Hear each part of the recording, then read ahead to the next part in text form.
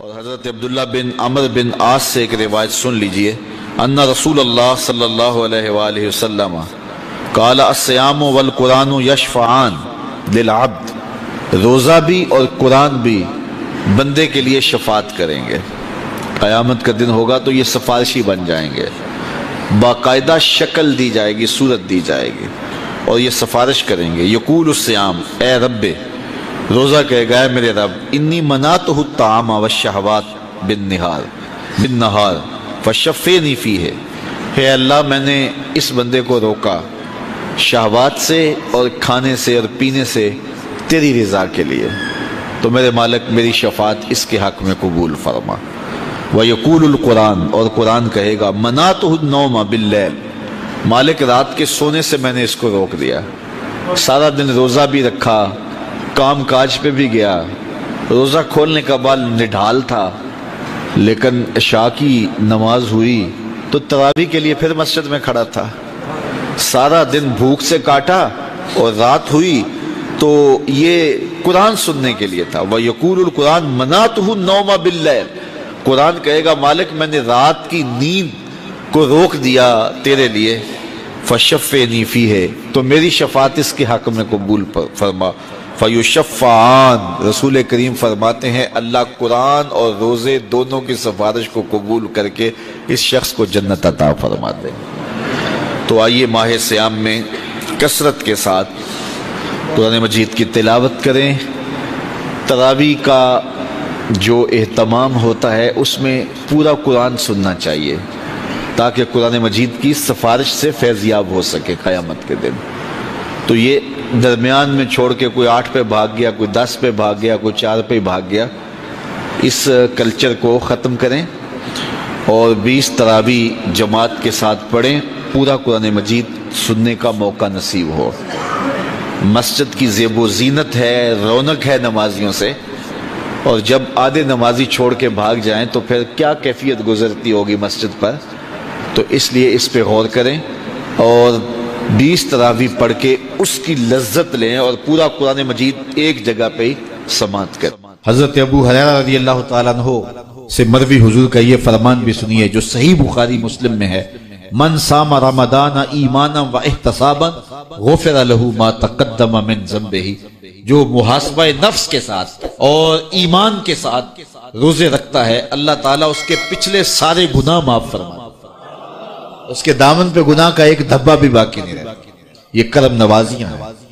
حضور علیہ السلام ماہ صیام سے قبل خطبہ دیا کرتے تھے صحابہ کو، اور ماہ صیام کا استقبالیہ خطبہ دے کے ان کو ماہ صیام کو کیسے گزارنا ہے اس کی تعلیم دیا کرتے تھے۔ آج یہ خطبہ جو حضور نے ارشاد فرمایا وہ آپ کے سامنے رکھوں۔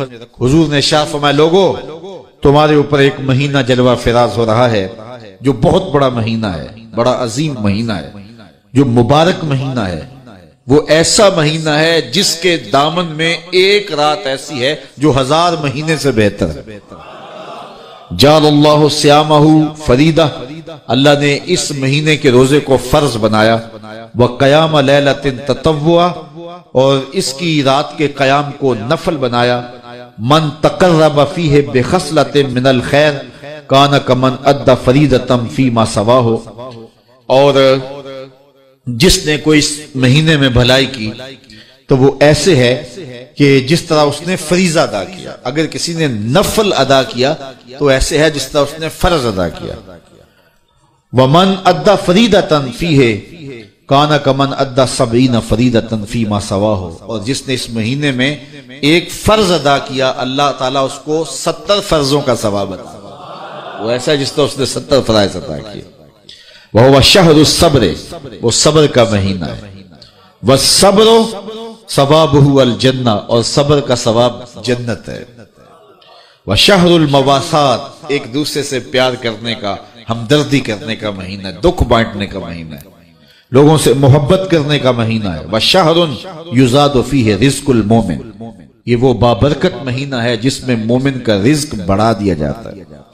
من فطر فیہ صائمہ، جس نے اس مہینے کے اندر افطار کروایا کسی شخص کو، روزہ دار کو، کان لہ مغفرۃ لذنوبہ، اللہ تعالیٰ اس کے گناہ معاف فرما دے گا۔ اور اس کو جہنم کی آگ سے آزاد کر دے گا۔ وَكَانَ لَهُ مِثْلُ أَجْرِهِ، اور روزہ رکھنے والے کو جتنا اجر ملا روزہ افطار کروانے والے کو بھی اتنا ہی اجر دیا جائے گا۔ من غیر ان ينتقص من اجرہ شیئا، روزہ رکھنے والے کے اجر میں کسی کمی کے بغیر، اس کے اجر میں بھی کوئی کمی نہیں ہوگی، اور روزہ افطار کرانے والوں کو بھی پورا پورا اجر دے دیا جائے گا۔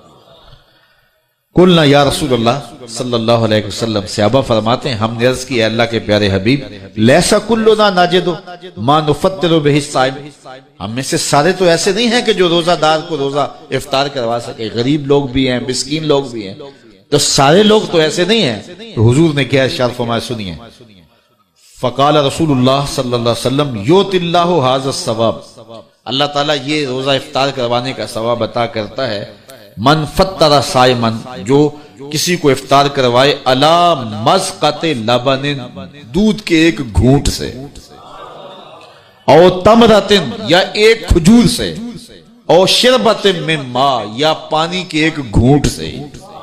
لازمی نہیں ہے کہ بہت سموسے پکوڑے بہت کچھ پڑے ہوئے ہوں اور بڑی فرنیاں شرنیاں ہوں، نہیں، اگر صرف ایک گھونٹ پانی کا پلا دیا، ایک لسی کا گھونٹ پلا دیا، ایک کھجور کھلا دی، تو حضور نے ارشاد فرمایا اللہ اس کو بھی پورا روزہ افطار کرنے کا ثواب عطا فرمائے۔ اور آگے فرمایا واشبع صائمن، اور جس نے شراب ہو کے کھلایا، اس کو صحیح پوری فل افطاری کروائی، تو اس کا اجر کیا، سقاہ اللہ من حوضی شربۃ لا یظمأ حتی یدخل الجنہ، حضور فرمایا اللہ اس کو حوض کوثر سے جام پلائے گا یہاں تک کہ وہ جنت میں داخل ہو جائے گا، اور جنت میں داخل ہونے تک 50,000 سال کا دن ہوگا، اس کو دوبارہ پیاس بھی نہیں لگے گی۔ جب جام کوثر مل گیا، جس نے ایک گھونٹ بھی پی لیا، اس کو پھر پورا حشر کا دن پیاس نہیں لگے گی۔ وَهُوَ شَهْرٌ أَوَّلُهُ رَحْمَةٌ، فرمایا یہ وہ مہینہ ہے جس کا پہلا عشرہ رحمت ہے، وَأَوْسَطُهُ مَغْفِرَةٌ، اور جس کا درمیان والا حصہ مغفرت ہے، وَآخِرُهُ عِتْقٌ مِّنَ النَّارِ، اور آخری عشرہ جہنم سے آزادی کا پروانہ ہے۔ اور آگے ارشاد فرمایا وَمَنْ خَفَّفَ عَنْ مَمْلُوكِهِ فِيهِ، جس نے اپنے مزدور کو، اپنے غلام کو، اپنے ملازم کو، اپنے ماتحت کو نرمی کی، اس سے تھوڑا کام لیا، غفر اللہ لہو وآتقہ من النار، اللہ اس کے گناہ بھی بخش دے گا اور اس کو جہنم کی آگ سے آزادی بھی عطا فرمائے گا۔ تو یہ وہ بابرکت مہینہ ہے جو اللہ کی رحمتوں اور کرم نوازیوں کا نور ہے۔ حضور علیہ السلام نے ارشاد فرمایا لِكُلِّ شَيْءٍ زَكَاةٌ وَزَكَاةُ الْجَسَدِ الصَّوْمُ، ہر شے کی زکوٰۃ ہوتی ہے، جسم کی زکوٰۃ روزہ ہے۔ تو روزہ جسم کی زکوٰۃ ہے، باطن کا تزکیہ ہے، من کا چراغاں ہے، نفس کی سرکوبی ہے، شیطان سے بچاؤ کا ذریعہ ہے، اور دوزخ سے ڈھال ہے، اللہ کی رحمتوں کا حقدار کرتا ہے، اور اس کی کرم نوازیاں ہمیں نصیب کرتا ہے۔ خوش نصیب ہیں وہ لوگ جو ماہ صیام کو پورے خشوع و خضوع سے گزارتے ہیں۔